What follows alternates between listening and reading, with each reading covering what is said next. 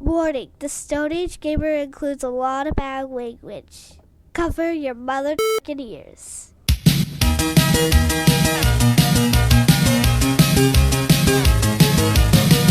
Good evening and welcome to the Stone Age Gamer Podcast. I am Kris Randazzo, and with me tonight, as always, is benevolent composer Dan Ryan. Benevolence is my forte. Benevolence is your middle name. Dan, right? Dan and I will be talking to a very special guest that has an unwitting connection to this very podcast. Give credit where credit's due, because the Stone Age Gamer Podcast starts now.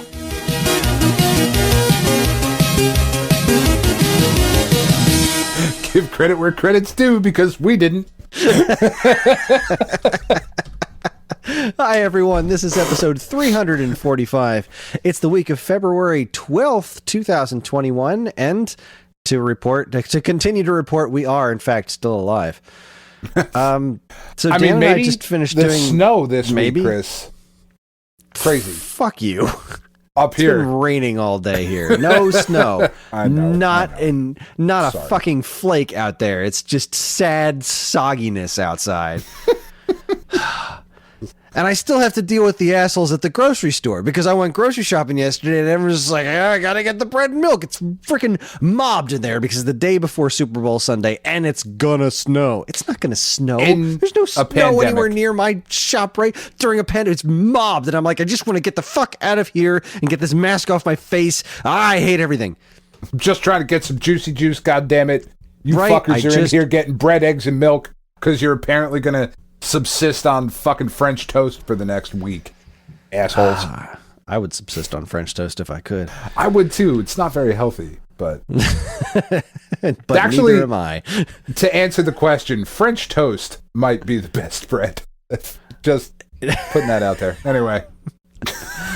All right, so Dan and I just finished an interview with a guy going by the moniker of RoccoW. RoccoW is an independent composer who has written a metric ton of chiptunes. One of those songs is called Freaking Viking, which just so happens to be this show's original theme song. If you've listened for a long time. Original. Yes, the original. OG, like the kids say. Through a string of luck. Yeah. I managed to come into contact with him and decided at the very least that we could do for having used his music for so long is to have him on the show and talk to him about who he is, what he does, and so and so and so forth. And it was a really fun interview. He's a super interesting guy. So let's go ahead and give it a listen. Here is Dan and I talking to Rocco.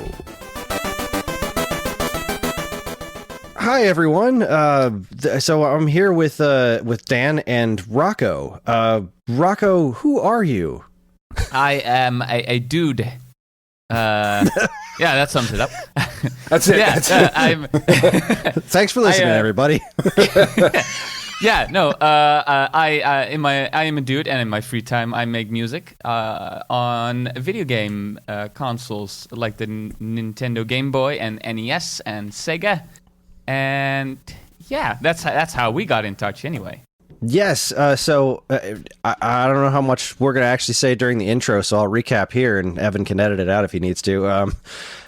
So Rocco wrote a song called Freaking Viking, which if you've listened to this song for a long time, you've heard it before a lot, because it used to be our theme song, which we inadvertently stole or whatever.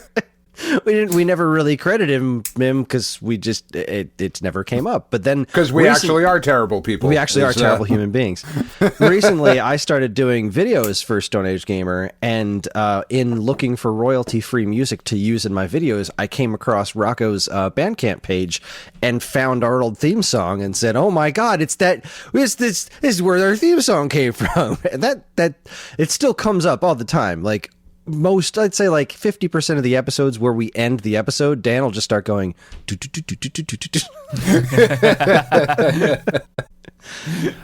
So I bought the song, and I bought a handful of other tracks that we used. Let's see. I wrote this down somewhere, and now I seem to have. Okay, so Freaking Viking was used for like the first 100 episodes of SAG. A song called. So expect those sweet royalty checks any day now. Those are coming in soon. Yeah, that's why I've been making chiptune music to get that big fat stacks. Big fat. Real moneymaker. Our tens of listeners will be chipping in soon. Let's see. There was another song called Korg M01 Jam, and that got used for the Geekade Paper Cuts podcast for a long time. And then I used a song called Daniel's Cruise. Am I saying that right? It's so funny hearing foreign people pronouncing the Dutch titles. It's pronounced Daniel's Kruis, but I don't blame you for the pronunciation. It's always difficult to like getting another language down. I have a blanket. I also host a video game music podcast where I have to pronounce a lot of Japanese names, so I have a blanket apology for all pronunciations because I'm terrible at it. But that song I used for whatever you said is what I used for a short-lived, relatively terrible YouTube video series for Geekade called Into the Vault. They're all from Weekly Beats 2014. So let me start off by asking, what is Weekly Beats? So Weekly Beats is it was a challenge that was put together by another artist from the chiptune scene. It was called Thrash 80 or Trash 80.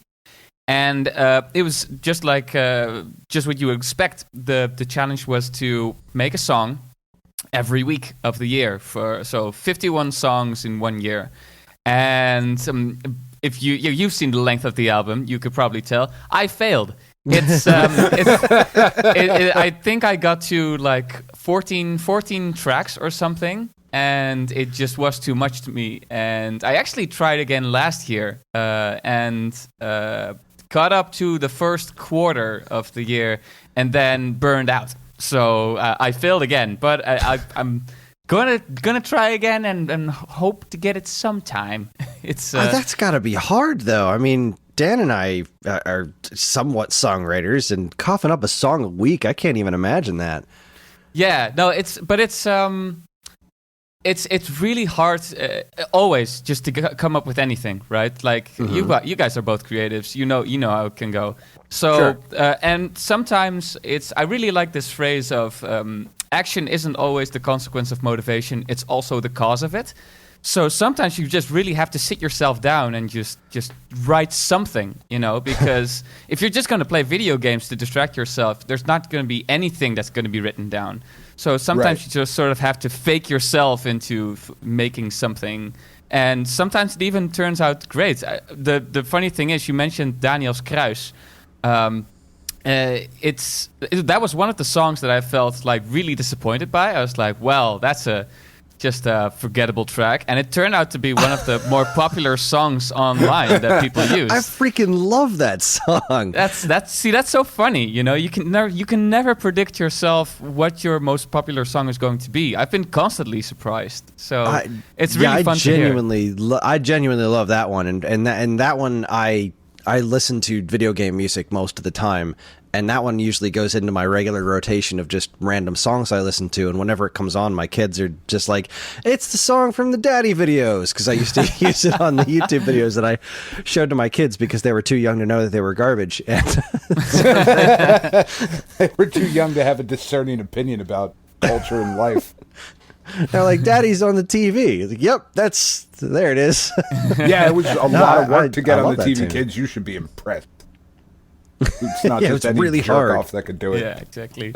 No, that's really... See, this is really fun to hear, right? That's one of the main fun things about just offering music under the Creative Commons license online, is that I never expected people to listen to my music, let alone use it for their projects, So hearing these kinds of stories where people use it for either their video games or their podcasts, and hearing the response not only from them but from the people around them, that's like really humbling. So thank you very much for that. You're welcome very much. And your theme song, Freaking Viking, was just such a huge part of this show from the get-go, because when we were starting out not just this podcast, but kind of a whole website. And so we were launching like a bunch of other podcasts to go along with it. And having a theme song that sounded like, just sounded like a cool theme song that really matched kind of the feel of what we were going for with the tone of the podcast was it kind of helped make the show feel legitimate. And it's the same thing with Daniel's Krause. I'll say that as Americanly as possible. That works. Good enough. Good enough. It was the same thing with that. My the guy that helped me make the videos put together this like intro to match along with it of me like holding a bunch of stuff and swinging it around, and it felt really cool to have that, like it was my own little theme song, and I just thought that was super cool, and so yeah.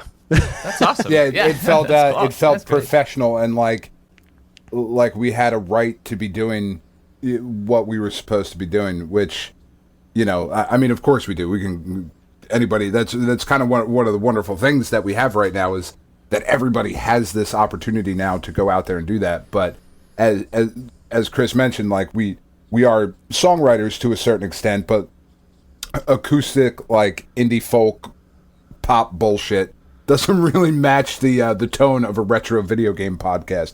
So we certainly weren't going to record a song. I'm going to interrupt you for a bit, Danny. Kris, is he breaking up for you as well? Oh yeah, he does that all the time okay. though.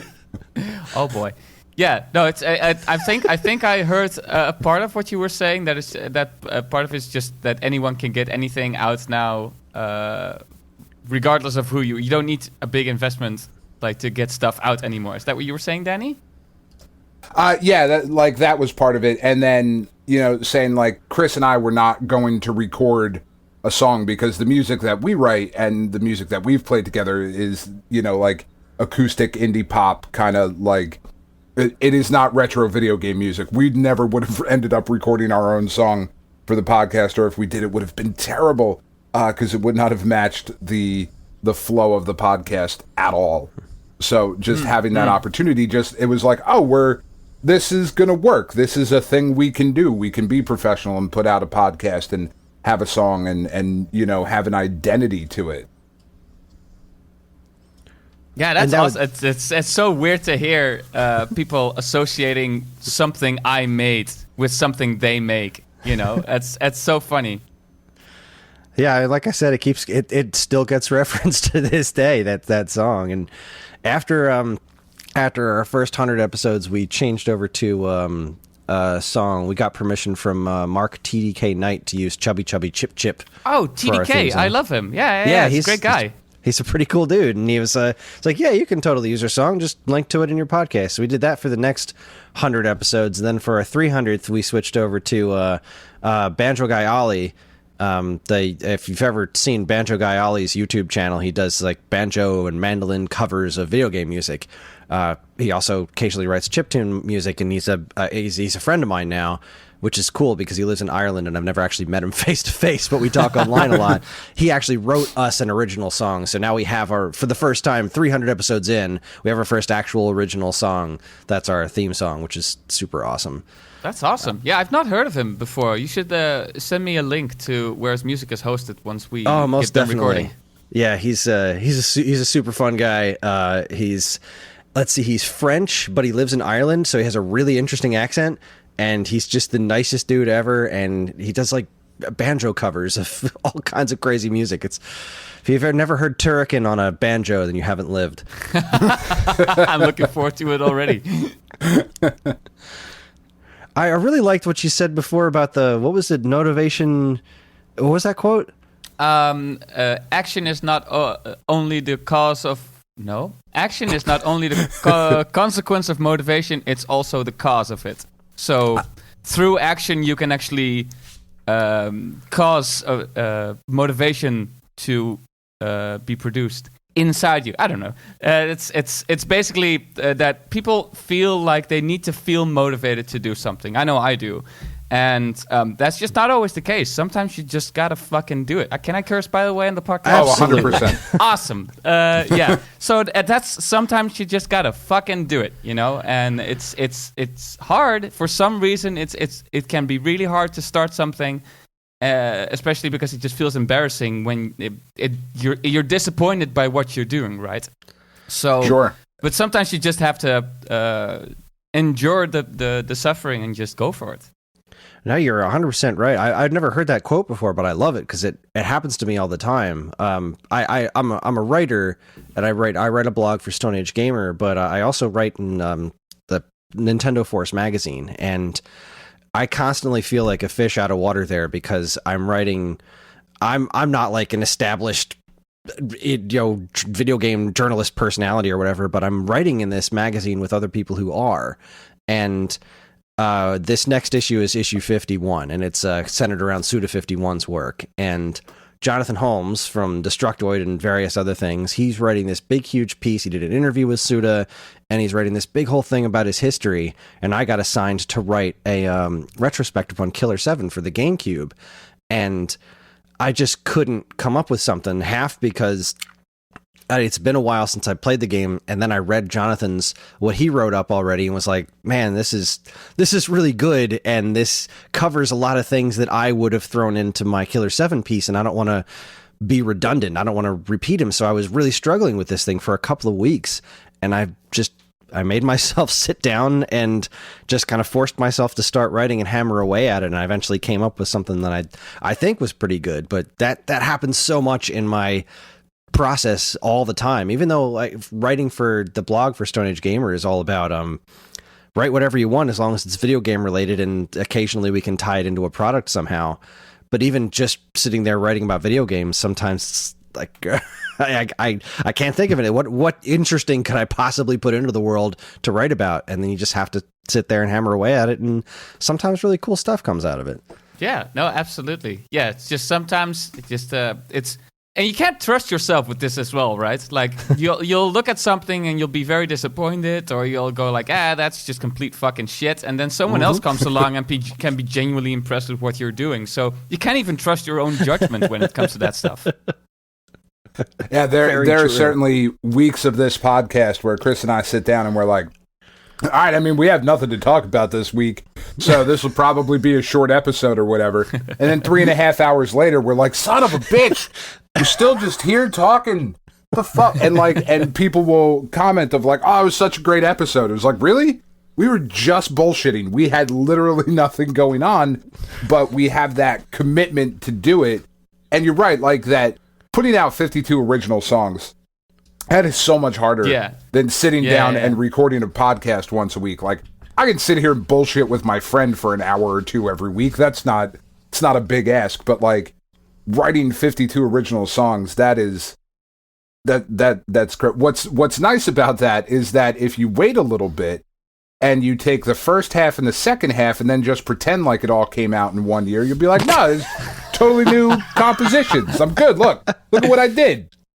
Yeah, I think you're onto something, man. I took the totally wrong approach with that. Save up for. I'm gonna save that advice for next year. Yeah, just bank a couple of them. Be like, all right, I got like 30 this year. I got like 15 last year. So this coming year, I'm gonna shine. It's gonna be great. Yeah, exactly. So, how did you get involved in chiptune music? Obviously, you have some sort of love for classic video games, and you're in the Netherlands, right? Yes. It started originally, I've always liked music, and I've always liked video games. I used to, my first video game system was the Nintendo Game Boy, and I used to have the Power Rangers, the movie, the game, nice. For the Game Boy, and I still love the soundtrack to that video game. It's just really, really cool. And I remember very vividly that I would plug in headphones on my Game Boy, and they would have in the game they had a menu where you could do a sound test and listen to all the sound effects and the tracks. And the great thing about it is the tracks would loop.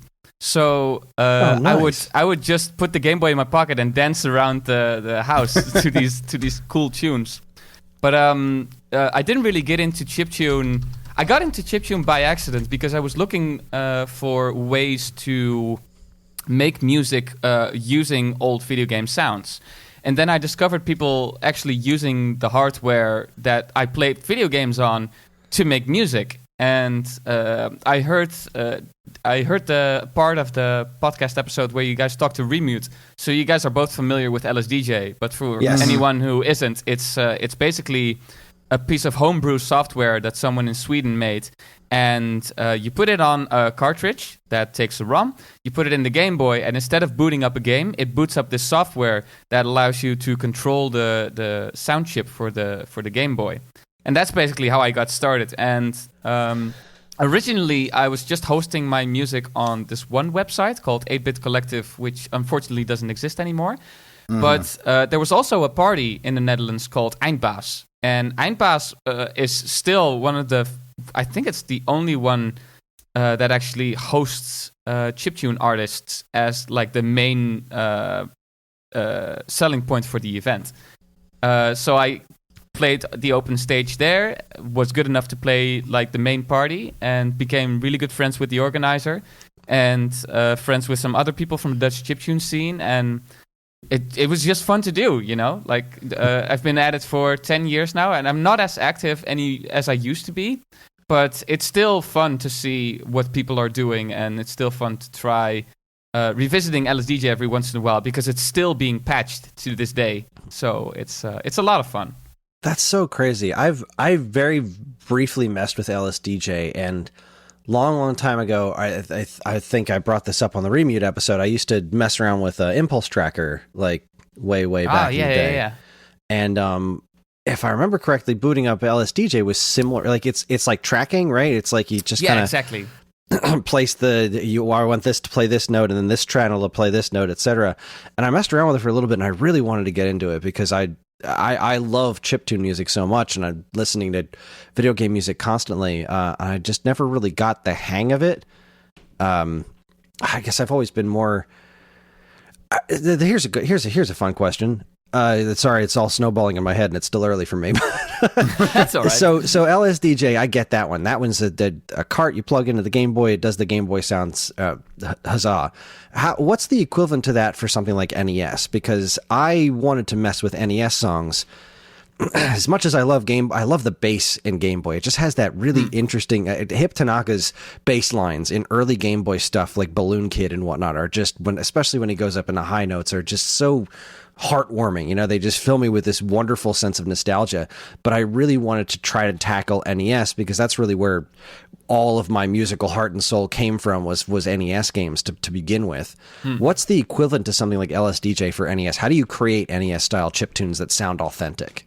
So there's this excellent piece of software called FamiTracker, and that's basically what I use to make music for the NES. There's other options, but nothing has come close to the accessibility and just ease of use of FamiTracker.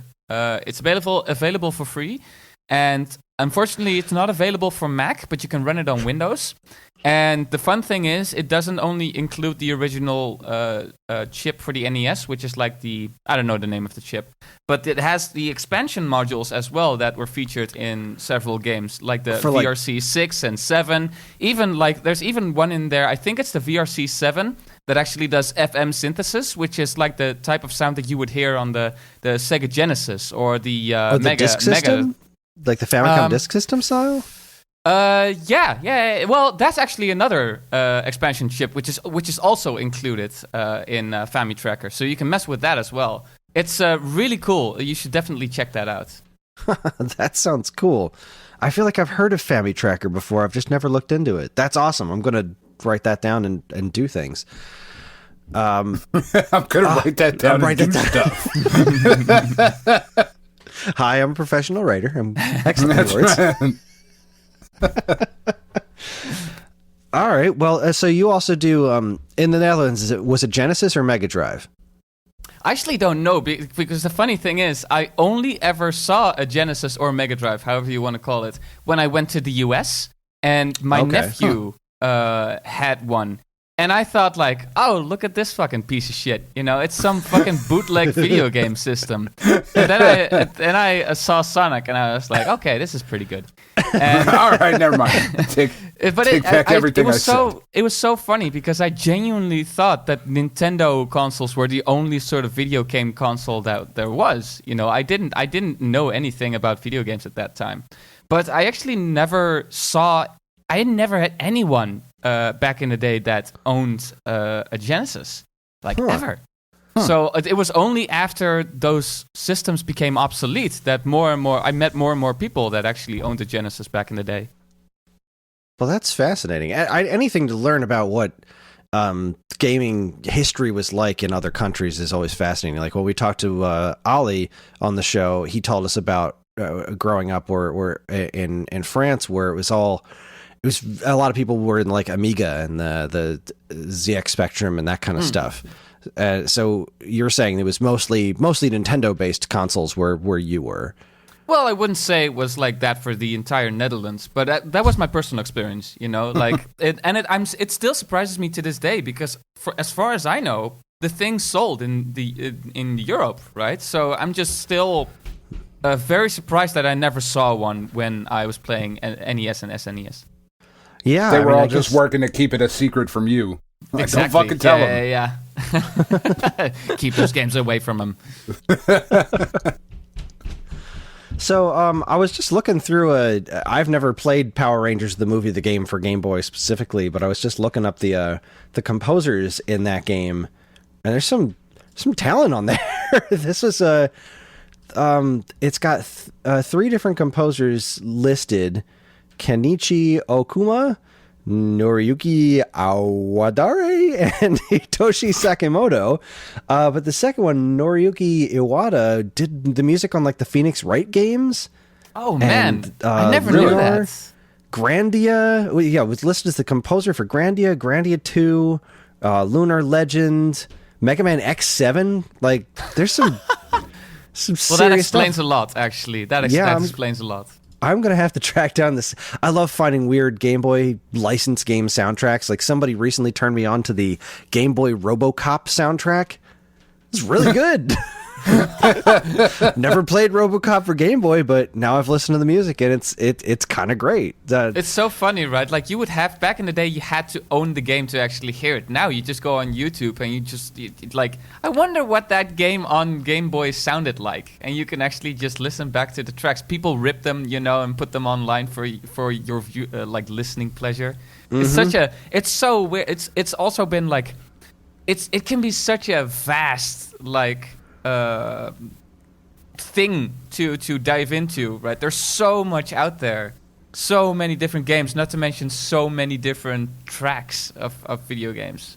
And it's so fun to kind of dive into that stuff and find out all these great soundtracks you've never heard of before, like games that you would never expect to have really good music turn out to have really awesome stuff, or especially in the modern age where you find games that had music ripped from them. So then you find all these unused tracks on game cartridges. Like just last week, a prototype of DuckTales was found that has a whole different song that was never used in the game.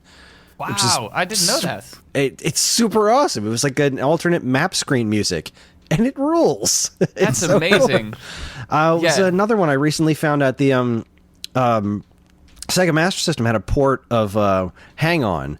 And one of my earliest arcade experiences was playing or watching my sister play Hang On in the arcade. I thought that was the coolest looking thing. All those Sega games that had the like Afterburner and Hang On and Space Harrier that have that really zooming into the screen effect going on. Right. It always just blew my mind.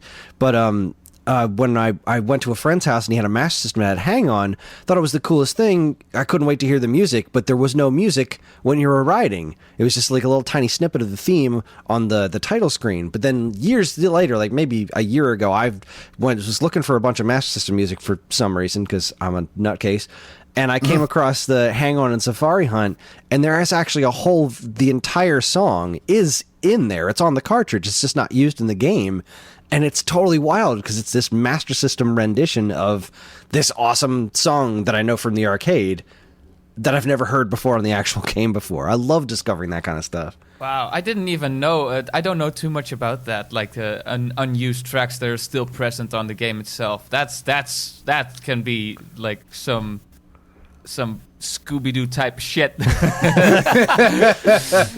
That's amazing. It's some goldmine stuff, man. There's so much weird stuff happening right now. Like, have you heard of Slammin' Sam Miller on YouTube? No, I have not. This guy went through he started on Donkey Kong Country, he found the original instrument samples that were used and then compressed for the game, and then he went into the game's files to figure out exactly what notes went where and recreated the songs with uncompressed instruments. Oh yeah, actually, now that you mention it, yeah, I heard this. Yeah, oh, this reminds me of the leaks that happened with Nintendo as well. Someone did the same for the Super Mario World soundtrack. Super Mario World, I just heard that. That was so weird. Yeah, it's so trippy, right? And the funniest thing for me is, like, I don't know if you, I'm wondering what you guys' experience with this is, because we've been hearing that for years, right? It's it's the sound of those instruments that played on the old systems that is embedded into our brains when we listen to that type of music. And right. I remember listening to the athletic theme for Super Mario World uncompressed, and like, well, I like the old one better. Oh yeah, for Super Mario World, I'm 100% with you. There's I listened to the Forest of Illusion one, and it sounds like generic strings. Like, that's not what this sounds like at all. But I guess I have to assume that Koji Kondo, when making that music, designed the songs around what the instruments were going to sound like already compressed. Like, I would imagine that they compressed the crap out of these sounds to make them sound this specific way, and then wrote it around that. Because Sam Miller just started doing Super Metroid, and he's only done, I think, 2 tracks so far, and the Brinstar, not the Brinstar Depths, the regular green viney area of Brinstar, he started doing it, and there's this one kind of chime sound that sounds so wrong to me, and I know it's not, because he does the whole, like, process on YouTube live. Like, you can watch him do the whole process of finding where the notes go and matching up the right sounds with them, so you know it's right. But it's so crazy to think of, like, similar to the way that they used to draw things in the games, like the pixels would be taking into account the way the screen stretched them and stuff. So, like, the pixels aren't actually squares; they're just not drawn that way because of CRTs. And similar, they did the same kind of stuff with music, and it's so particularly interesting on the Super Nintendo because it didn't have its own sound. You know, like the Genesis has that Genesis sound, like that. Those are the sounds that system makes. Super Nintendo was all sample channels, which is so weird.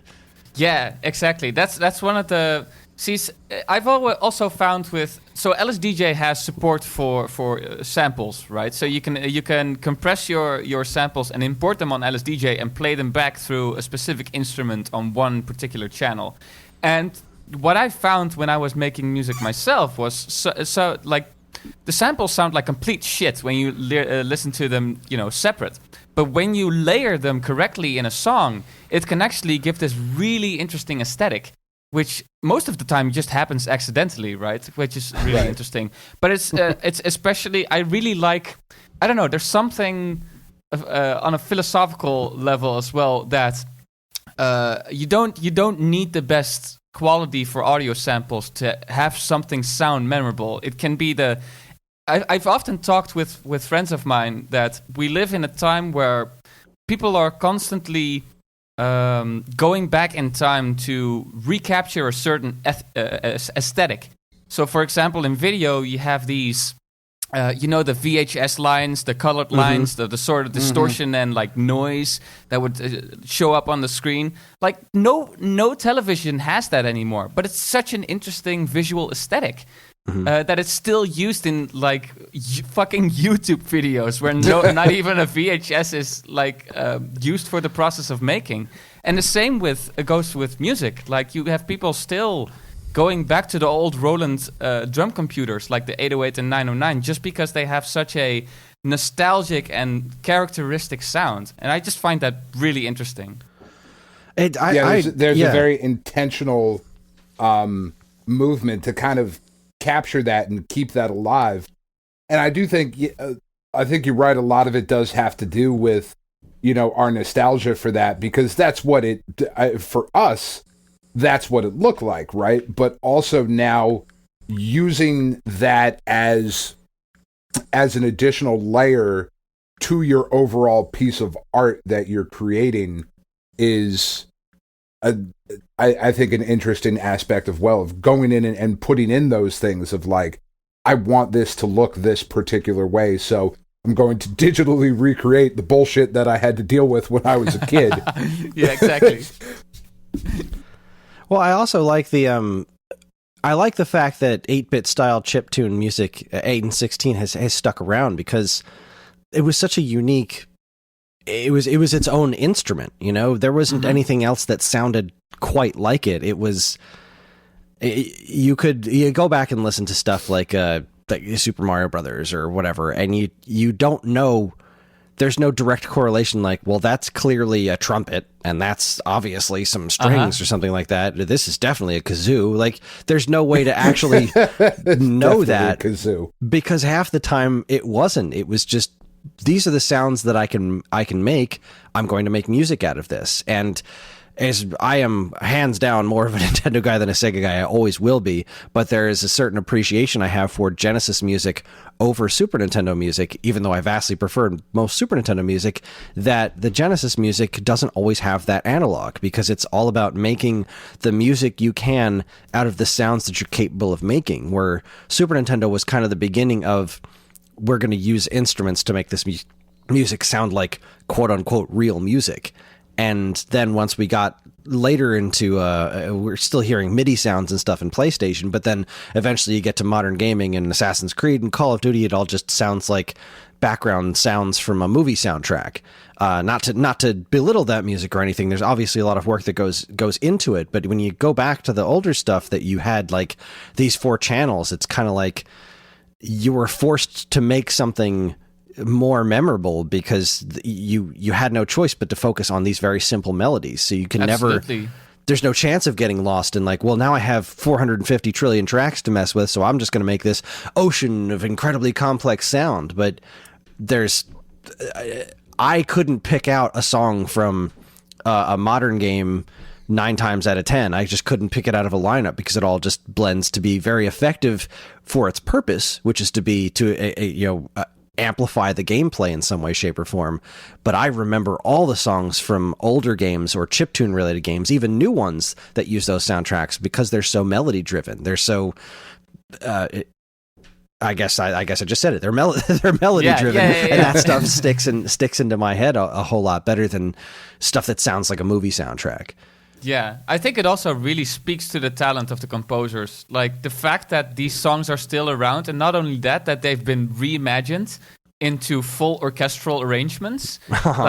It's really crazy. Like you said, like these people were just working with the limits that they had. Same for the visual artists, but it made for such a memorable experience for so many people, and it's so awesome to see it reinterpreted like a classic 8-bit track being played by a 32-piece orchestra. It's so crazy. I recently saw so I never played Undertale, right? But I did see the orchestra play the soundtrack for that, and I don't even know like the emotional moments for that game. But it sends shivers down my spine because it's a good composition. And you don't need it from if the arrangement is good, it doesn't matter how it's being played. Well, I mean, some old PC beepers may be a little too harsh to make for those memorable, experiences. Well, have you ever listened to the Flopotron? The Flopotron? I've never heard of that. The Flopotron doesn't just do video game music, does all kinds of songs. It's a series of floppy disk drives and printers that are programmed to play. Are these the viral videos of the Star Wars theme playing and the Tetris stuff theme? like that? Yeah. You get a good enough composition, it'll sound good on anything. Yeah, it's true. It's absolutely true. That's a great example. That's a really good example. What is it? We did, somebody sent me a video of performing Take On Me, and I was just like, this is amazing. This is absolutely mind-melting. It's so good. And it must have been such a tedious process to do that as well. It's like, I don't know why you would do it, but I'm very thankful you did. Right? I cannot imagine having the time nor the inclination to sit down and be like, you know what? I'm going to make my floppy disk drives and my printer play a song. But God damn it, I'm happy you did. Exactly.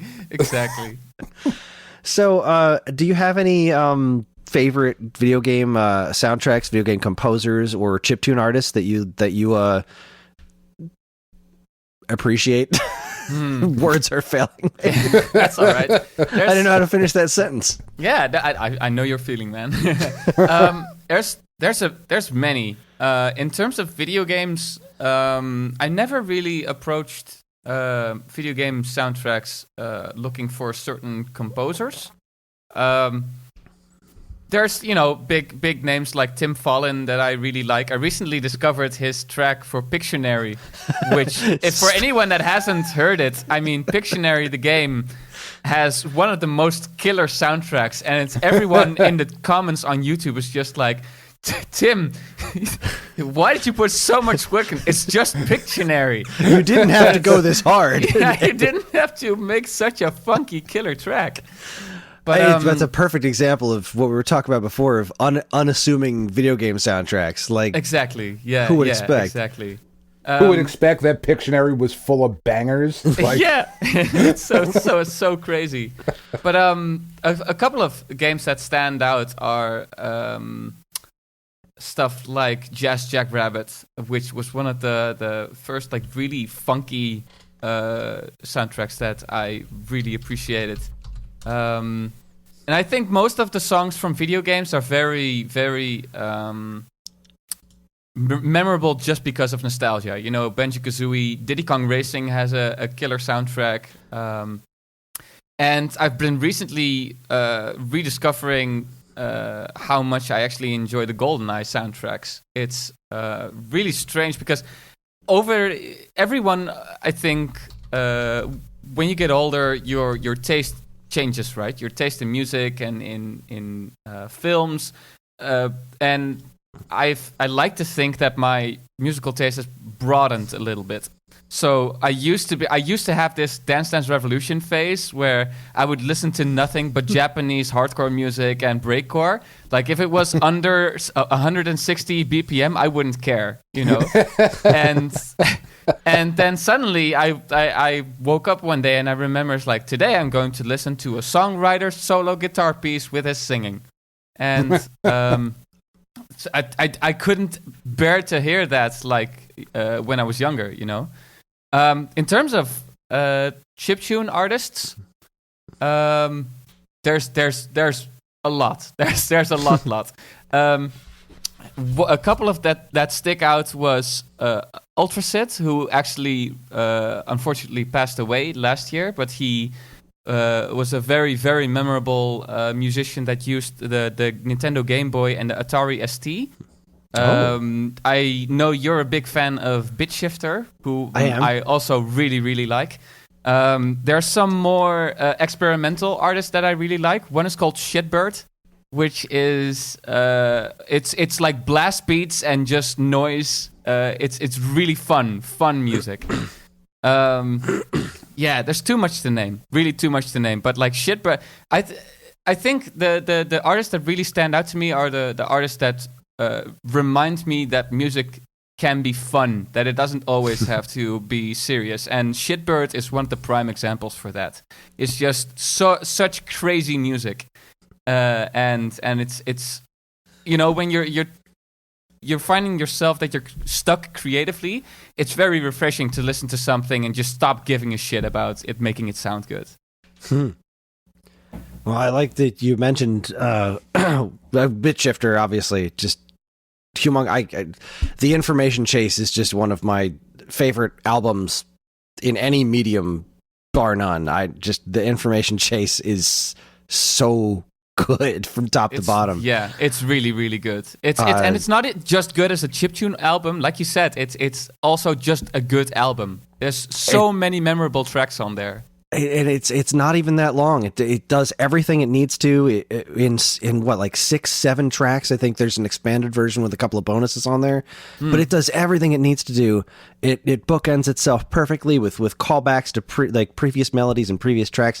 The album is brilliant, and I wish it. I kind of wish it. Weird to say, I kind of wish it existed on vinyl. I very recently started.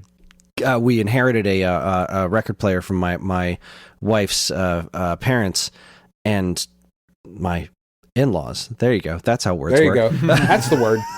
And they were just massive record collection. And so I've been starting to get some of the music that meant a lot to me when I was growing up. And somebody, it's just funny tying it back to what you were just saying, because you mentioned GoldenEye, Banjo-Kazooie were both Grant Kirkhope, and then you mentioned Diddy Kong Racing, which was David Wise. Oh shit! Wait, hold on. Was Grant Kirkhope? He did GoldenEye as well? Yeah, he did GoldenEye with Graham Norgate and Robin Beanland. I never fucking knew that. What the fuck? That's crazy. That's it's so different for mind-blowing. him, right? Like you think of it's so crazy. you think of Kirkhope and you think of Banjo-Kazooie and takes on Teddy Bear Picnic and whatnot, and then like no, dude, he was on GoldenEye too. But David Wise, see, I didn't know David Wise did Diddy Kong Racing until pretty recently, and a friend of mine, I found out that they were releasing the soundtrack to Snake Rattle and Roll on vinyl, and I didn't really understand the concept of like, well, I understand the concept of taking stuff like the Monkees or putting that on vinyl and just having that particular sound associated with that kind of music. But the idea of chiptunes was always this very digital kind of thing. So it's kind of weird to think that you would put that music on vinyl. But I love the Snake Rattle and Roll soundtrack. It's so freaking cool. And a friend of mine bought me the record, and I listened to it all the time. And that was actually another really funky story so I posted that I got the record on my Facebook page, and this he was like my best friend in 8th grade. He was like, "Oh, that's a great record." I'm like, "You listen to video game music too on record? This seems like weird." He's like, "No, check the scribe on the inside." He said all these like lingo terms that I then looked up and was like, "The hell does all this mean?" He is one of like 5 people who masters records. This guy I went to school with, and then I wound up doing a whole interview with him where he was talking about the whole process of mastering vinyl records with chiptune music and the kinds of sounds that you go for to make it sound the best that it can on vinyl. You have such an interesting way of running into people like for these very specific like things, right? That's a crazy story. It was super cool. I don't remember it was I gotta look up the episodes. I decided to do a video game music podcast. If you want to hear the conversation with him, it was fascinating. I understood like 80% of what he was talking about, but he really broke down like what makes it work. And it was super cool that this is like my best friend in 8th grade, and now I have a record with his name on it that I didn't even know existed. Like, this is such a weird situation. But yeah, it's David Wise has always been one of my favorites. Just dating back to NES, like before I knew that he was the one who did the music, because you didn't usually see a lot of names in the credits some of the times. Yeah, exactly. But like going back to rare stuff like Battletoads, and because who saw the credits on Battletoads, because who could beat that damn game? Like that, and Wizards and Warriors, and like later Donkey Kong Country, and I find out, oh, David Wise did so many of my favorite soundtracks. And also, was it the Nightmare on Elm Street game he did? Another one. No idea that game had a cool soundtrack. But then somebody else is like, oh, you like David Wise? You totally got to listen to Nightmare on Elm Street. I'm like, what? It turns out it's a killer soundtrack. That's amazing. Pun intended. Yeah. That's so good. Actually, going back to that record that you had, a friend of mine, Monodeer, who is also a great chiptune artist, he recently had his newest release printed on vinyl as well. And I always thought, like, okay, you get one engineer to master your shit for, like, everything, right? CD release, Spotify release, vinyl, right. Done. It's one master. And what he told me is like, no. That's because you're very... because of the very physical nature of vinyl, your audio has to be mastered in a completely different way, as opposed to when you're just getting your music ready for streaming. And I never thought about that. Like, it's something. I mean, that's why we have good audio engineers, right? The people that actually take this type of stuff into consideration. Yeah, that was news to me too, because I asked him. His name's Adam Gonzalez, and I was like, well, are you literally the only? How do I know it's you? Like, how? Why would you sign it just Gonzalez? Like, don't you have like some sort of number or something? It's like there's so few of us that do actual vinyl mastering. We all know each other. So when you just look at, oh, who did this one? You look in there, and if there's an issue, you just say, oh, Adam did this one. Like it's a scene in and of itself. Exactly. It's like this little fraternity of people who know, they just know each other because there's not a lot of people doing it. I was just dumbfounded by that. That's crazy. That's so crazy. All right, let's see. What other kind of questions did I have?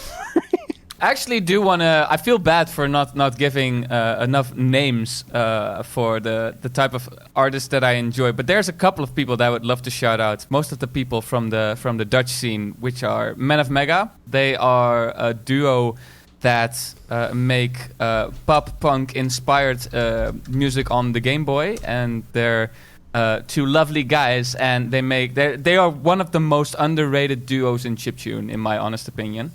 And then there's Monodeer, who I already mentioned, and he makes very bassy, very nasty trap influenced stuff using the Game Boy as well. There's Sice, spelled XYCE. They're a bit of a YouTube poop phenomenon because a lot of their music has been used for YouTube remixes. But if you like pop music and keygen music, they are probably responsible for some of the keygen stuff that you used to run to crack Photoshop. There's supposed to be someone else. Is there someone else? No, I think that's all of them. Yeah, just wanted to shout those guys out. They're my friends, and I'm not just shouting them out because they are my friends. Like, they're genuinely talented musicians, and I want to see them thrive. I will absolutely look into them. I like the name Men of Mega. Yeah, it's they were surprised that they haven't got a DMCA from Capcom yet. Capcom seems to be pretty chill when it comes to that kind of stuff. Oh, I like their logo with a Mega Man with his like a mask over his face and some blue headphones. That's pretty rad. I'm gonna check all these guys out. Thanks for sharing that stuff. I'm always on the lookout for new music to not steal and use in my podcasts. Boy, do I know everything about that. So not give credit for. We're good. We're good like that.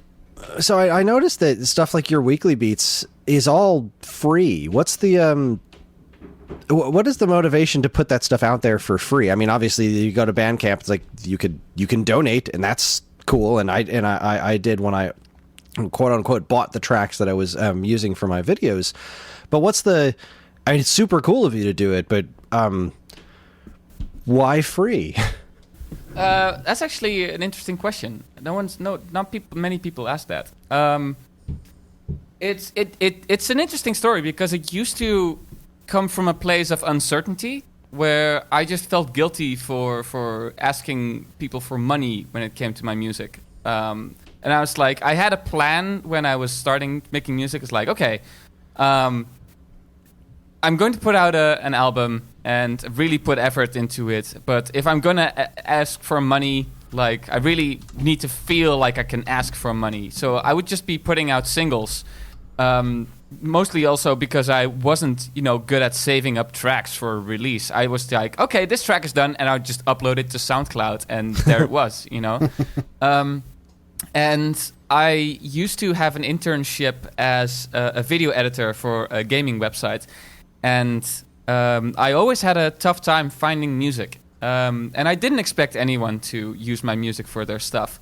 But I was like, in the case that someone would look for music, I would like them to be able to use it for free and not worry about royalties. So I've always been a big fan of the Creative Commons license, just like people providing others with material to use for their own projects. I make a lot of videos. I always also use a lot of music from other people, so I'm very thankful when people just have spread their music for free. Even Vert, who made the soundtrack for Shovel Knight, I think he still gives his music away for free, which is pretty crazy.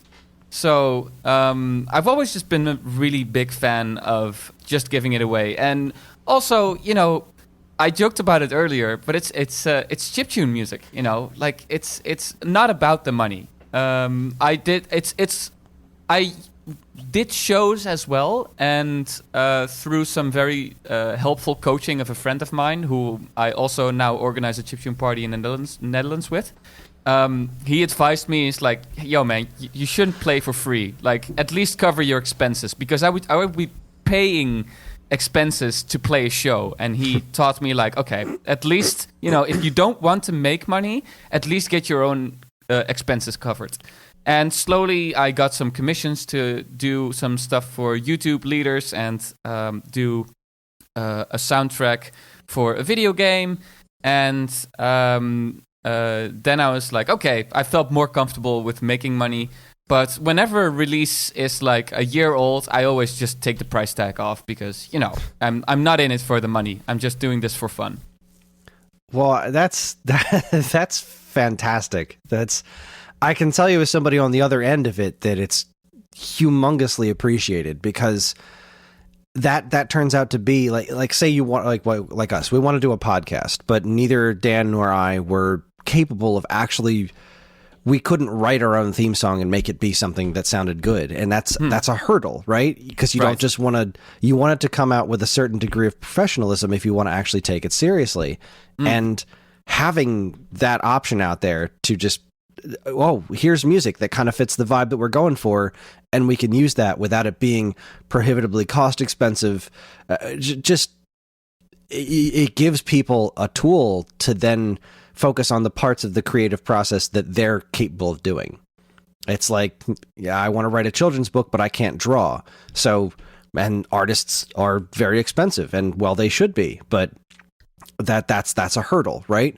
If I want to write so if you could find art online, be like, nah, here, have some art assets, go nuts, and then kind of funk your way around with that, then you've now enabled somebody else to be able to create something that they wouldn't have been able to do without you. And I can honestly say that I don't think this show would have taken off the same way or even had the same personality if we weren't able to use Freaking Viking back then.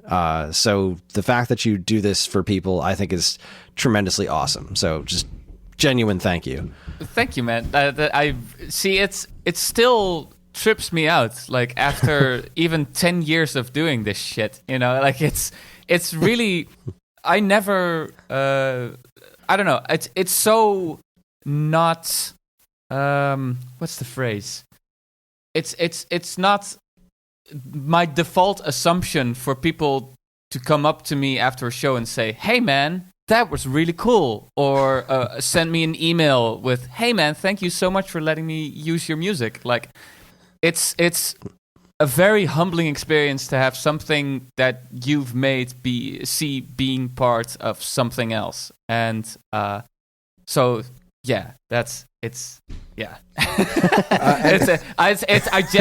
genuinely at a loss for words sometimes, because like there's sometimes, like, it's really interesting how sometimes people will just donate a big sum of money just because they like the music. Like, I have one person that downloaded my entire discography on Bandcamp, and it's all free, right? But he like donated like 50 euros. It's like, hey man, love your music. And I was like, what? That's crazy. It's like, just keep your money. But so thank you very much for your kind words. It really, I don't exaggerate when I say it really means a lot. It's very trippy for me to think about this type of stuff. Yeah, I know for me at least, and I think I can kind of speak for Kris on this too, but like, we'll go and do conventions back when we could still do conventions. And we'll do a panel at a convention, and there will be a room of people that show up to see us do a live podcast. And it's like, really? Like, you're coming here?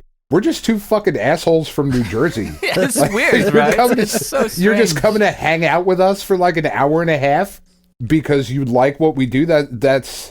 It really is that weird. Humbling, I do think, is the best way to put it. Because we put this show out, and we've done this for what episode is this, Kris? 340 45, something like that. Something where the 342 maybe. 340 weeks in a row that we 345. have, There it is. 345. So putting this show out again, very similar to what you're doing. Like, you're putting this out there for free, and it's humbling when people are like, no, you brought genuine enjoyment and happiness into my life, and thank you. And it's like, it's just such this really incredibly humbling feeling of knowing that you are a part of somebody else's life, even if you're never really going to meet or interact with them other than a few words. It's just this really cool thing that I think it speaks to like a larger creative mindset that people have of, you never know what you put out there, how it's going to be used. Like you were saying earlier of, I put out a track and I was like, man, that track really sucks. And then somebody else comes back and like, oh my God, that track changed my life. And you're like, really? That track was shit. I'm so sorry that's the one that changed you. Like, it's this weird thing that happens. And once you create that art, whether it's a podcast or a picture or a track or whatever, and you kind of lose control over what influence it has on somebody's life. It's just this really weird and ultimately, I think, creatively fulfilling experience to have. Absolutely, yeah. I had a conversation with another chiptune artist called Go280. If you guys don't know him, look him up. He's I call him it's probably not the best term. People are probably going to criticize me for it, but I call him the Aphex Twin of chiptune. His stuff is all over the place. He does fucking polka on Commodore 64, and then he does this really dark, like dub-inspired music. He's all over the place, and he's a fucking genius on the Commodore 64. But he had I was talking to him after a show because he played our show in the Netherlands. And I was talking to him about the phenomenon of your own creations taking on a life of their own, right? Because sometimes you release something into the wild, and we've all seen like some pieces of music become like intricate part of a certain meme or something, and really blow up. And it's basically people taking what you've made and doing their own thing with it. But it's this weird thing because once you put something out there, it's not necessarily yours anymore. At least that was the opinion that Go280 had. And Some people can be very frightful of that. Like, I got approached by several people that did rhythm games. And I personally love rhythm games. I played DDR for years. I played Guitar Hero, Rock Band. I really, really love rhythm games. Every time I go to Japan, I love checking out the new rhythm games as well. But there are people that I've seen decline offers of having their music involved in rhythm games because either there's no monetary gain or they just don't like their music like being available in that type of way.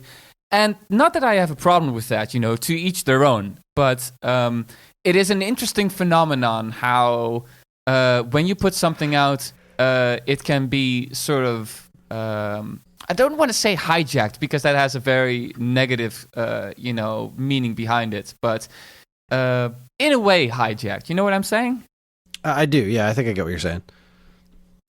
Yeah, it's an interesting phenomenon how it takes on a life of its own, and I'm sure you guys have had this as well. Like when you do a podcast or when you write a piece of music, like if you're really in the flow of and really involved with what you're making at that moment, you come out of this what seems like a transcendental experience, and you listen back, it's like, holy shit, I did that, That's like. It's one of the most fulfilling experiences when you look back at something and you don't even know how you did it, but you're genuinely impressed with yourself doing it. And I can proudly say I have some stuff that I'm really proud of. Like I listen back to some of the music I've made, and I'm like, how was I capable of this? I wouldn't even know how to start writing something like this again. Right. I've definitely had that experience. I go back and listen to some stuff that I did ages ago, like even stuff that I did on Impulse Tracker, and I'll listen to that from time to time and be like, you just get to certain parts of it and be like, how did I even think of this? Like I can't even follow what's happening right now. Or I'll pick up a guitar and try to figure out how to play a song I wrote in like high school and be like, I have no idea how I did this because I can't yeah. physically figure this out now. Exactly. Yeah, exactly. Nothing like messing up your own music. Yeah, no, that's always good. I'm gonna sit down and play that song I wrote a while ago. Fuck, I'm gonna have to listen to that song and try to figure out what I did because I didn't write it down. Obviously, I'm that pretty would have been sure smart. I heard a story from one of the members of Men of Mega. They saw this I don't know what the documentary was called, but apparently the members of Toto had this with Africa. Like the keyboard player who did the solo in Africa, he was like, "Fuck it, I don't remember what I did." He had to go back into the song to see what he did that made the song so memorable. Which is hilarious. I wish I could remember who it was, but some comic book writer just posted on Twitter recently, like, thanks all you guys for coming up with all these, like, oh no, it was Tim Schafer, it wasn't comic books. It was Tim Schafer was writing something about one of his games, and he was mentioning that, like, people who make all these fan websites and wikis and stuff, they have no idea how useful they are to creators because, like, he doesn't remember half the shit that he wrote in the previous game. So he'll go back to the fan sites to find out the story stuff to make sure he's not contradicting his previous work because his notes are just a mishmash of stuff in a notebook somewhere. Oh man, that's amazing. That's so awesome. So here's a little sidestep. You had talked about doing live shows. Now, I've never been to a live chiptune show. I've always wanted to, but it's just never panned out that way. How exactly does that work? What aspects of a chiptune show are being performed live? Like, you go to somebody, you see somebody play the guitar, their fingers are pressing the notes and stuff. But if this is all like sequencing and stuff, what's being performed live? How does it physically function to go up and perform chiptunes? Well, it really differs between acts, right? Because there are chiptune acts like Anamanaguchi that have live instruments playing with a chiptune track backing it. I mean, Anamanaguchi is a bad example because they've sort of evolved beyond chiptune, right? They're not. They still take influence from the sound, but they're way beyond it. It's like demeaning to call them chiptune. But it's let's take my setup for example, right? So when I'm playing live, I have usually 2 Game Boys, and sometimes I have a PSP for stuff that I wrote in FamiTracker or in other trackers that I don't want to pull up a laptop, So I just use DJ software for my PSP. So basically, each device you can sort of describe it as a turntable, right? So you have one turntable that plays a record, and I would have another turntable that I'd need to beat match. I really put a lot of emphasis in syncing my tracks when I'm playing live.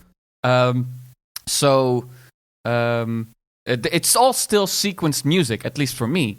But I always like the challenge of making a fluent set, that starts with a certain energy, then sort of takes a bit of like a more chill route with music. Then it's really fun to play with the dynamic of your music catalog when you're playing for an hour. It's a really, really fun experience. But like I said, like everyone's setup is different. So it can be from people just playing and pausing from their laptop, which I've seen plenty, and that's fine as well. Like sometimes I just want to see people playing and pausing on stage because I know that they were single-handedly responsible for the music. But there are people that take the concept of playing a live show and just go fucking bonkers with that shit. It's really amazing. Like. Some people, they modify the NES and they have live visuals with it, or they just have a really fun act, when they play live. I remember this. I don't know if you guys are familiar with the group Kiro Kiro Bonito, but we had one of their members play our show. He's called his own alias was either Steve or Kane West. He has many aliases, and I remember seeing him play in the UK. And his music was good, but his show topped it off so well. Like it was just confusing. Like there is a Boiler Room video online, which for people that don't know, Boiler Room is like one of the leading platforms in terms of live streaming underground electronic music mostly.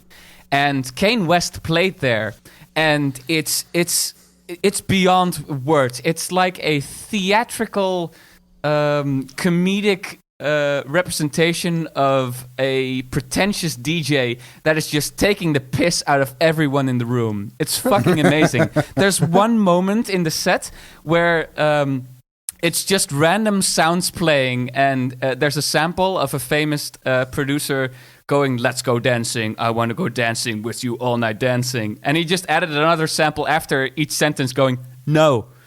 And it's just random. I'll send you guys the link afterwards. It's an amazing video. Like one of the, if I'm feeling down, I look at that. But basically, to answer your question, every artist has their own way of handling that show, and I organize shows in the Netherlands myself as well.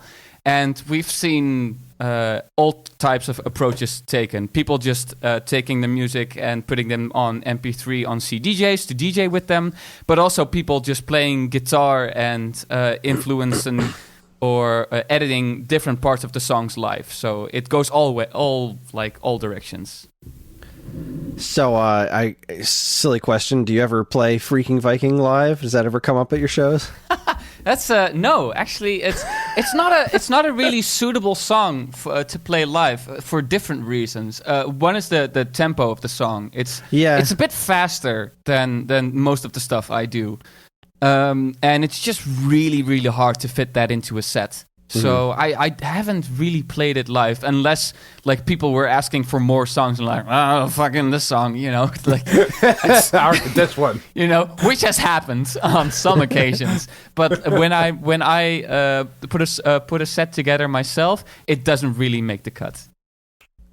Fair enough. Oh boy, well this is going well.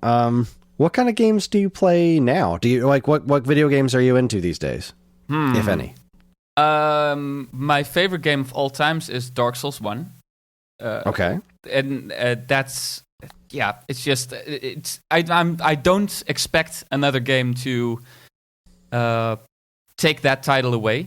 It just came at the right time where I remember I was playing Gears of War 2 and I was just not involved with what I was doing at all. You know, I was constantly dying and I didn't give a fuck. And then I started playing Demon's Souls and I'm like, oh, danger lurks around every corner. And it wasn't necessarily the aesthetic that was scary. It was the fact that I could lose my progress at any point. So then Dark Souls came along and perfected that formula. So I still love that game till this very day.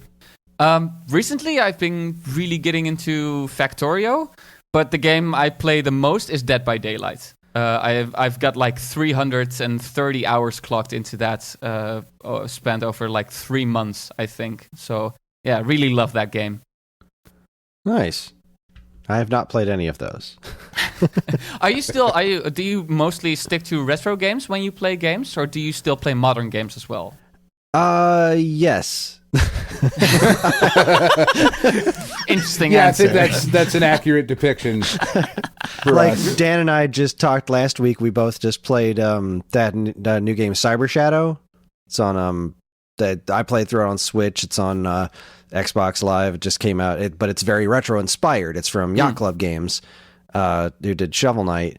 Right. It's not from them. They published it. I forget the name of the studio that actually made it. Machine Head, not Machine Head. That's a band.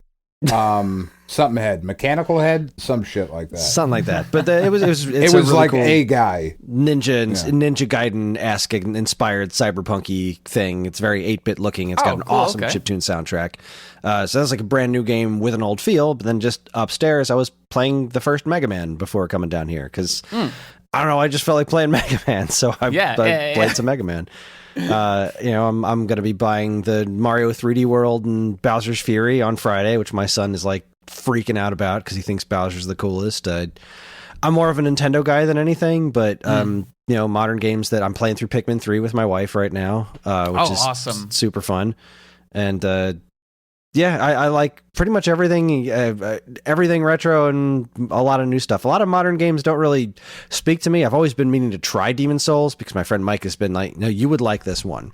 Because every now and then a modern game will just grab me. Like Uncharted 2 got me. Great game. Breath of the Wild got me. And that somewhat surprised me. I'm a huge Zelda fan, but I've never liked open world games. Breath of the Wild completely took over my freaking life. But then sometimes they don't stick. Like I tried many times to get into Horizon Zero Dawn, and I just couldn't get into it. Not that I think it's bad. I'm looking at it like this is objectively a good game, but it's not meshing for me personally. So it's very hit or miss with modern games. Most like super popular stuff like Call of Duty or Fortnite or whatever, they don't do anything for me. Dan and I talk a lot about Rockstar games in particular. Like we can appreciate the artistry of them, but they're just not for us. Oh, dude, that's so funny. I say the exact same thing to people when a new Rockstar games comes out. The exact same thing. It's like it's always that interesting time, when a new Rockstar game is released, but I never play them.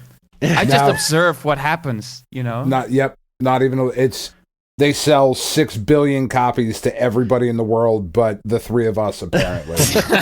I just couldn't care any less. I feel like I should love Red Dead, right? But yeah. I kind of don't.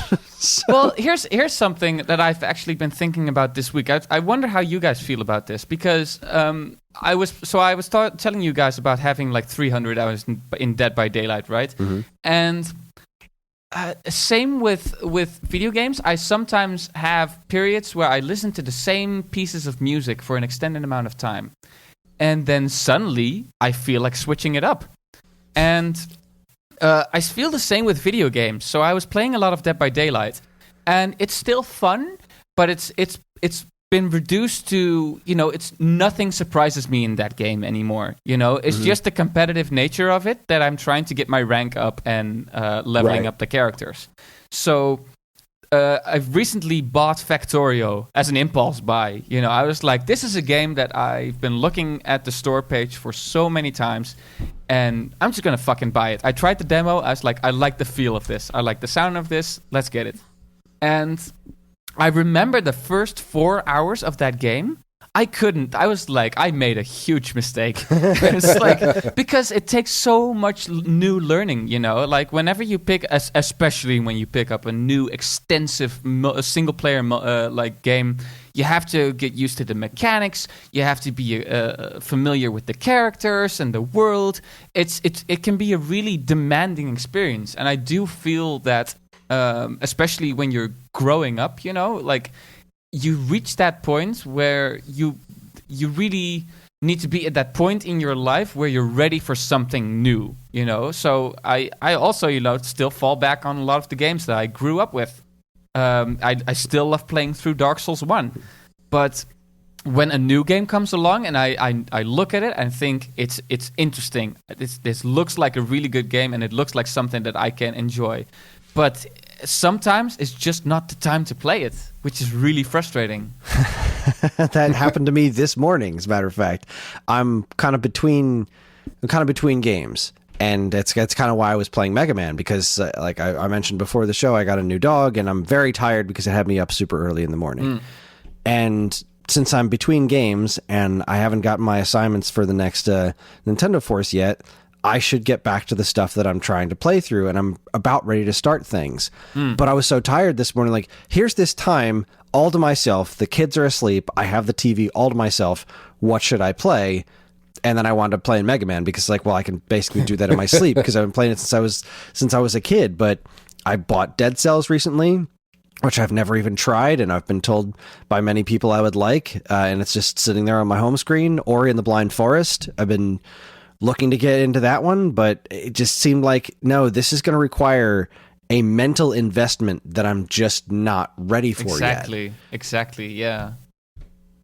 It is an interesting thing where I think that's one of the reasons why those of us who are a little older kind of fall back into the retro gaming or the modern retro stuff like Cyber Shadow or whatever, because even though there will be some new mechanics and whatnot, and maybe the double jump works a little differently in this one, but like there's going to be a fucking double jump in this retro platformer that I bought. I know it's coming, so even I can have this new experience, but it's still like it's like putting on a pair of broken in jeans.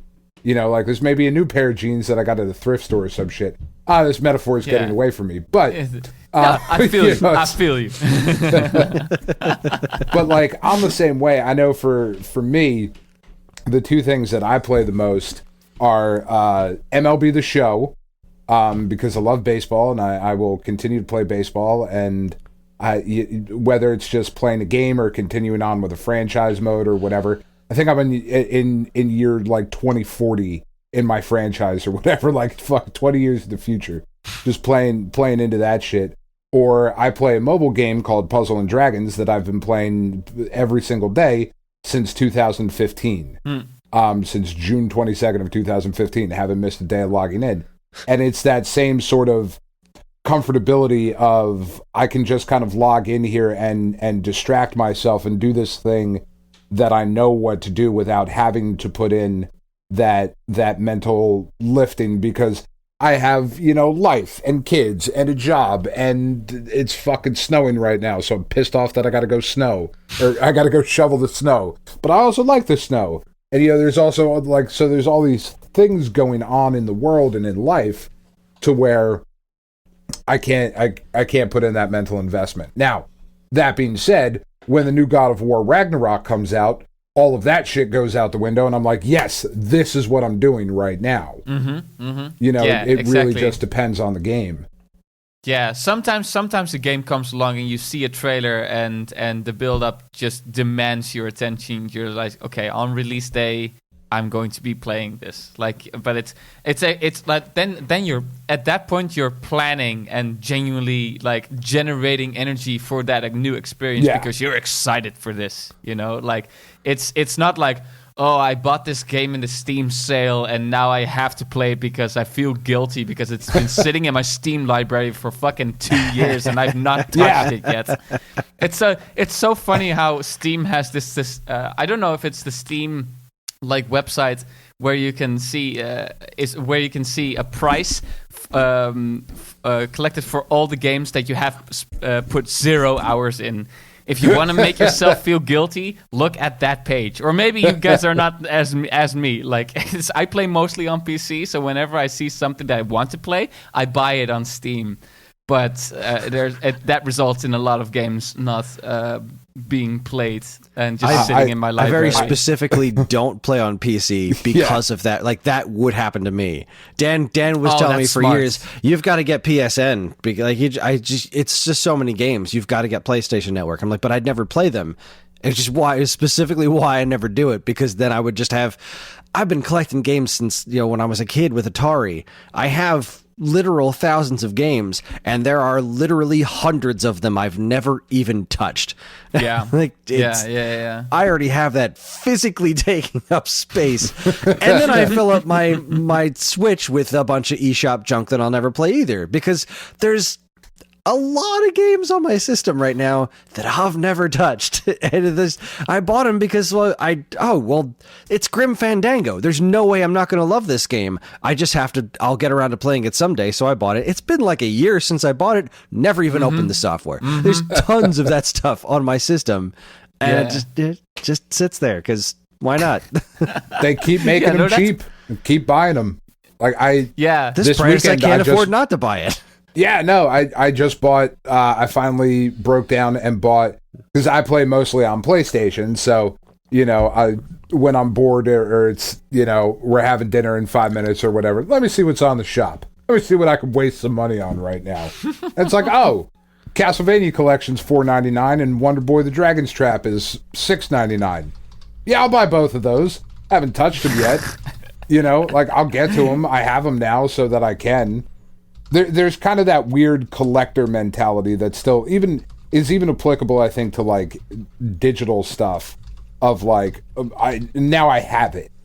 I have it. It's mine. It's in my collection, and whether that matters. I know back in the day, not that I would ever endorse illegally downloading comic books or anything like that from the internet, but back in the day, when I used to illegally download comic books from the internet, it was like, oh my God, I have 150 gigabytes of comic books.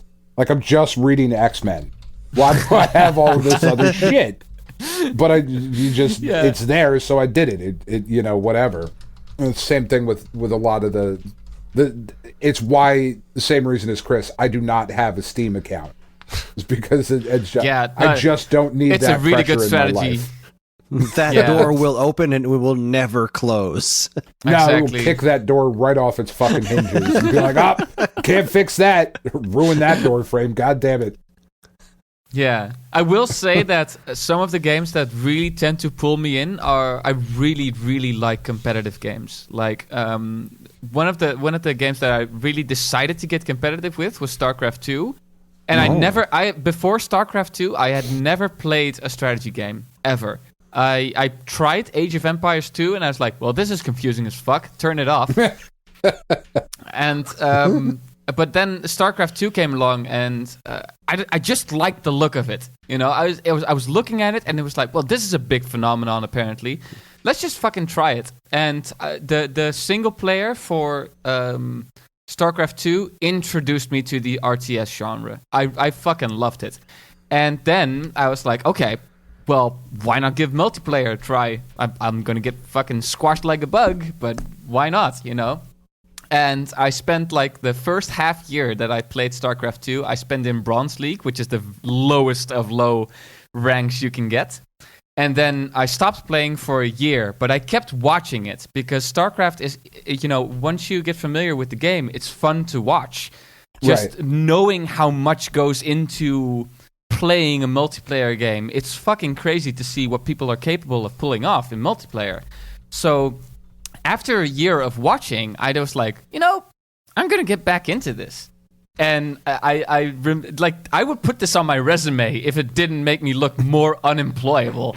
But one of my proudest moments was like me logging back into StarCraft, playing my 5 placement matches, and not being leagued in bronze, not in silver, not in gold, but in platinum. I was like, how the fuck did this happen?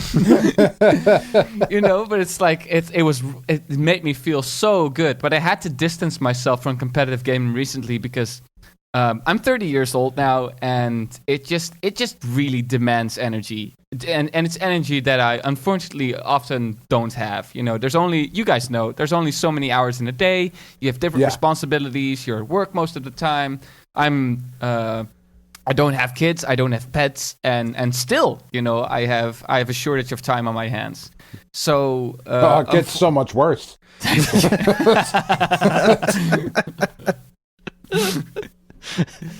But yeah, like competitive games, like they really, I have to be careful with them because they suck me in like big time. Yeah, I totally identify with that too. Of like. And especially with things like No, I love my wife and kids, but it gets so much worse. It's so much worse. Oh my God, there's no time for anything. Well, and not even only that, but like, hey, I got fucking 2 kids, and I got 4 dogs and a bird and a cat, and do rescue shit and have a job. I was like, well, fuck. I'm just going to buy games, look at them, and be like, oh, that's going to be a great game when I get to play it one day. Fuck. That's why I play games on my phone, because I can play them while I shit. It's just, that's my own time. Nobody, and even that, it's still not, Dad, it's like, oh my God. Give me a fucking minute. Can a guy just take a shit and play one chapter of Uncharted for 1 fucking minute? Trying to do. I had to stop taking the Switch in there with me because my son would just park outside the door and listen. I'm like, son, please don't listen to me shit. Yeah, Rocco, it's and obviously it's like the greatest thing you could ever do with your life is having your own children. Obviously. But my goodness, is it fucking weird and does it get way different. It's just a different world. It's one of those things where like there's very few things in life where if you have no experience with it, then like you're not allowed to comment on it. But like if people who don't have kids cannot tell shit to people with kids, like you just I believe that. Different world. Absolutely. I've been giving that some thought, and I was like, I'll get a pet. my parents got a dog like 2 years ago. Fuck, I've seen them fucking just having to work their ass off to get that dog like to properly behave, you know. And the funniest thing is, every time my sister and I come over, there's at least one instance where they confuse my name with the dog or vice versa. Oh, 100%. They'll think they'll call me and they'll call the dog. You know, it's the funniest fucking I do it thing. to my own children. Like I said, I have 4 dogs, a cat, and a bird. We do rescues, so at other times there will be like 2 to 3 additional dogs in the house. I just start yelling like, "Hey, asshole!" And like one of them looks at me. I'm like, "Yeah, you're the one I was talking to." It doesn't even matter which one responds. Let's come here. But oh fuck, I don't even remember where I was going with that. My goodness, I did have a point. Yeah, we got a little sidetracked with this conversation. Yeah, but things like StarCraft, I always find that kind of stuff interesting too, because there's 1.5 million RTS games out there, right? But like that's the one that clicks with people for whatever reason. You know, and like I played a little bit of StarCraft and I was like, oh, this is really good. I'm just not good enough at this. But like for me, this Puzzle and Dragons game is a mobile game, and it's like puzzle solving and whatever. There's 1.5 million of those too. I could not give a shit less about any of the other ones. I don't even like them. But this one I haven't missed a day in over 2,000 days now. For whatever reason, there's that one game that clicks with you and gets you into a genre of game that you otherwise might not play. And I've always found that to be just like a really interesting thing in video gaming. Like it happened to people with EverQuest, right? People who are not online gamers, who do not like RPGs, converted their lives to their fucking EverQuest shit or World of Warcraft, that sort of thing. Like there's always that one game that will hook a massive population. I don't even know what the point of that was either. I don't know. It's an interesting phenomenon, right? I think actually that is like one of the most interesting things that can actually happen with the game. Like, it just take Dark Souls for example. Like that fucking game became its own fucking genre, and as StarCraft 2 introduced me to RTS, like Factorio now is introducing me to like I don't know if automation games are a genre, but you know, it's not a game I would usually play, but it looked so appealing that I was like, I have to fucking try it just because of the crazy shit that happens in that game.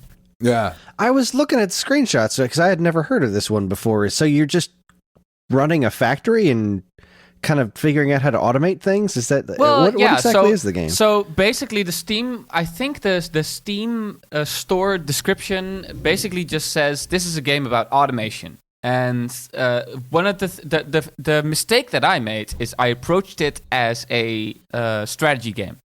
So I was playing so when you start playing, the greatest thing about it is you can automate everything. Like as soon as you're mining ore by hand, you have to realize that you're doing something wrong. So, and it's not a bad thing, you know. Like the most important thing with a game like that is that you don't punish yourself for making a sloppy fucking looking base. In fact, that's the most fun part about it. You make something, you look back, and it's like, well, that's complete shit. I can do that much more efficient. And you start a new game and you fucking kill it. You know, like it's a game where you land on a planet. There's resources. You have to gather resources to craft stuff. And you start with just a couple of furnaces and some diggers, and it just expands to a station where you have trains, you have fucking robots flying around building stuff for you. It's absolutely crazy, and all the while there's this looming threat of bugs that are not too fond of you contaminating their planet with waste. So it's a really fun game, and everything about it is satisfying. Just not just your own thinking of the most efficient way to do stuff, but also just the way you collect materials. Like they I am a sucker for clever hotkeys and clever button combinations, and they absolutely nailed it. Like, they knew exactly what they were doing. So it's a big recommendation. Huh. It's fascinating me. I don't think I have a way to give it a try, right? It's not on any consoles. It's just on PC. Yeah, just PC. So, yeah. Well, it is certainly fascinating, and it's pretty new, right? It's yeah, they it's recently from released 2016. version 1.0, but they had an early release, which has been out for years. Oh, okay. Oh, wow. It came from a crowdfunding campaign in 2013. This is fascinating. I love it. I love this kind of stuff. I just love hearing about weird stuff like this. A listener recently turned me on to a game called Wilmot's Warehouse, which is like about organizing a warehouse. Wait, Wilmot's Warehouse? Wilmot's Warehouse, yeah. I picked it up on Switch, and you're just this little... You get deliveries, and you have to, like, organize stuff however you want to, and it's limited amount of time before customers show up at the window, and then they're going to start asking for stuff, and you have to remember where you put everything in this warehouse that you have the full run of, and then give them the stuff as quickly as possible.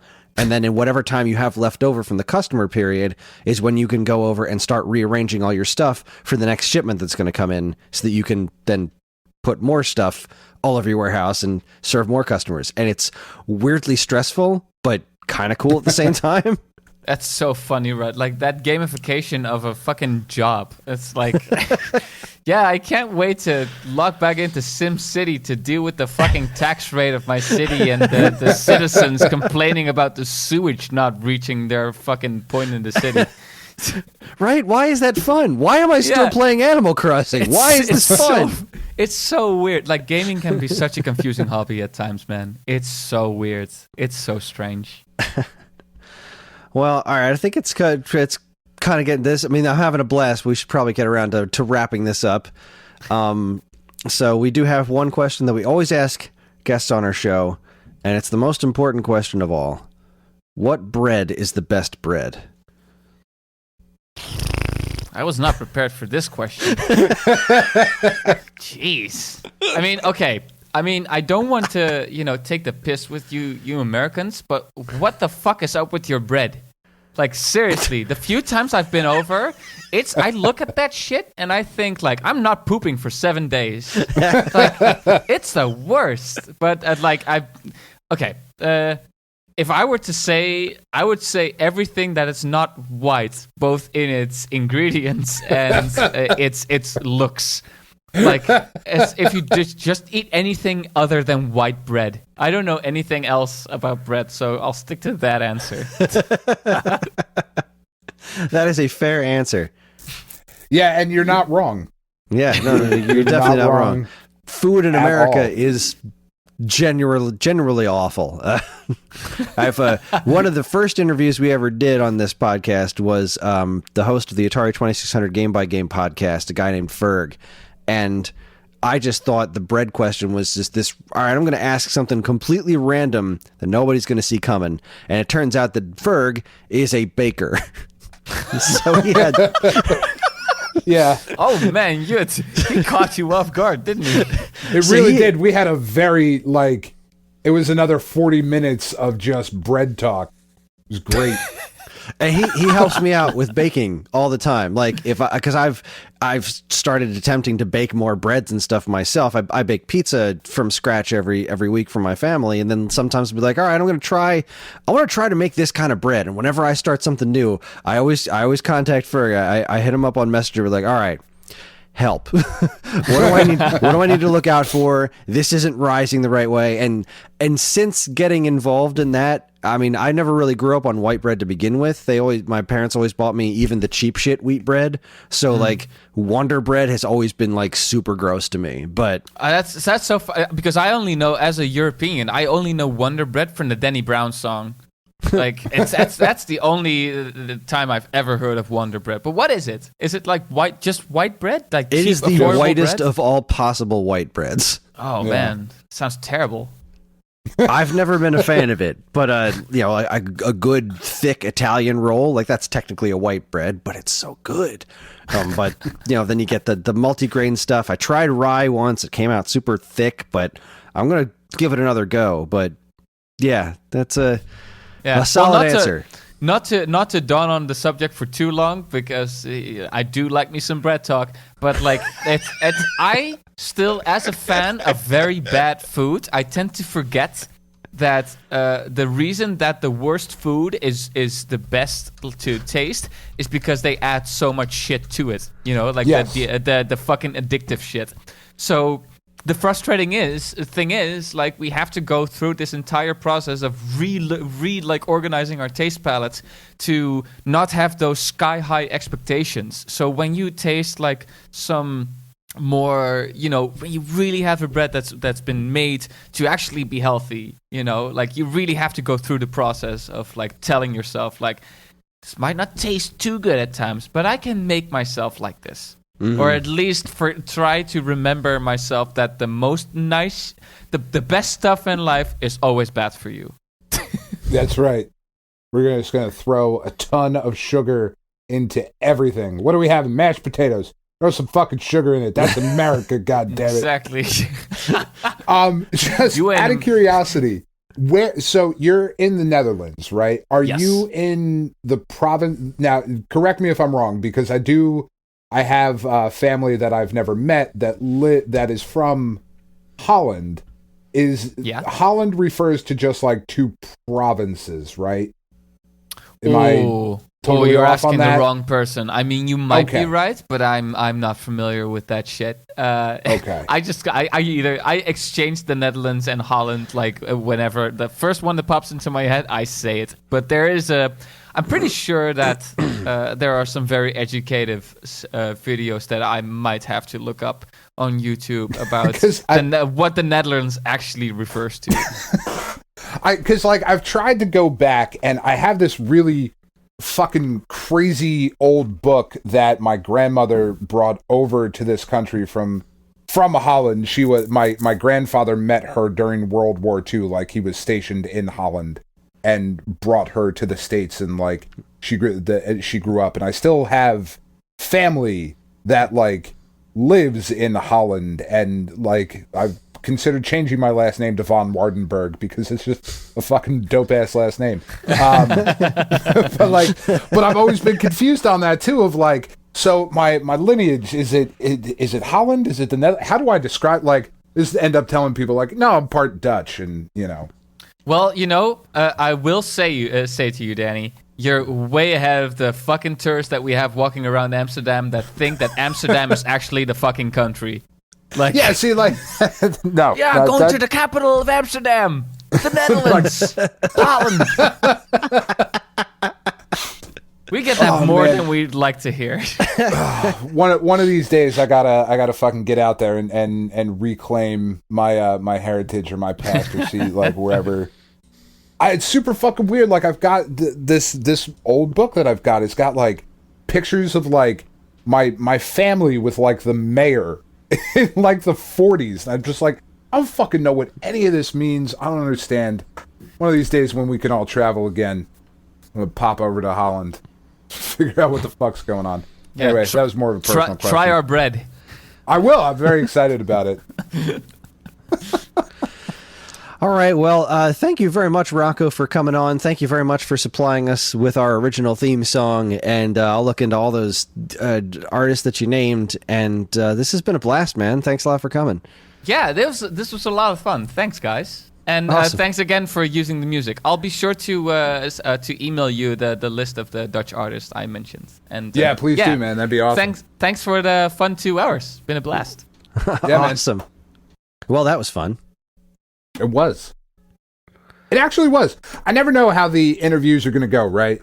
You know, we talk to people, and it's like, I mean, because you and I, we can talk to anybody about anything, but not everybody in the world is as interesting as we are, Kris. And it just so happens that we lucked out. We kind of did. It's because you never know what they're going to be like. Even we've had a couple of email correspondence. It's like, holy crap, I think I stole your music a bunch of years ago. And he was just like, no, it's cool. You do your thing, man. And you just never know how that's going to go or what their personality is like. And he turned out to be he fit like a glove. That was a lot of fun. I really enjoyed that conversation. Yeah, it was good times. You always worry about getting catfished, I suppose. Be the way to put it. Of like, oh, it's been a sting. It was a setup the whole time. Where's my money? Like, oh, damn it. We don't have any. Joke's on you. We're dirt poor. That's right. Oh, all man. right. Well, I don't know. Fortunately, it's been another relative light week for game playing. So let's wrap it up and we'll catch up everything next week. So that's our show. Join us now as I tell Dan what we're doing next week. Join us next week when Dan and I like this idea. We're going to make some anniversary predictions. There are a ton of video game franchise anniversaries this year, and we're going to go through a handful of them and talk about what we think either will or should be done for various game anniversaries. I'm expecting a very big year for Kid Icarus. Huge. Oh my God, it's going to be a massive onslaught of Kid Icarus media and merchandise and new gaming properties. You are going to be the proverbial pig in shit. That's how much Kid Icarus is going to be.